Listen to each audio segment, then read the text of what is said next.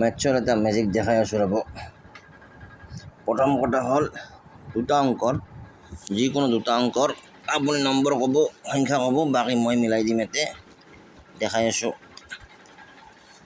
আছোঁ ধৰক আপুনি প্ৰথমতে ক'লে কি ক'লে যে ছাপ'জ কৈ দিছে ধৰা হ'ল আপুনি ক'লা 65 কৈ দিছেতো।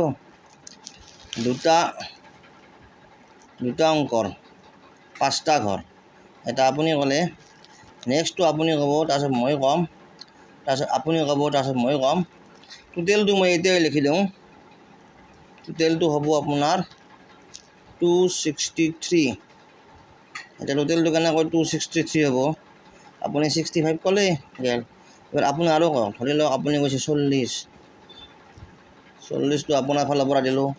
এবাৰ মোৰ ফালৰ পৰা 59। এইবাৰ আপোনাৰ ফালৰ পৰা কৈছে ধৰক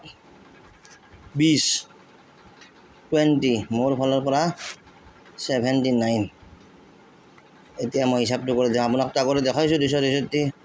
এতিয়া হিচাপটো কৰি দিছোঁ 9 18, 18 পাছত 23, 23ত 3 হাতে থাকিল 2, 7 2 9, 9 2 11, 11 পাছত 16, 16 4 20, 20 6 26।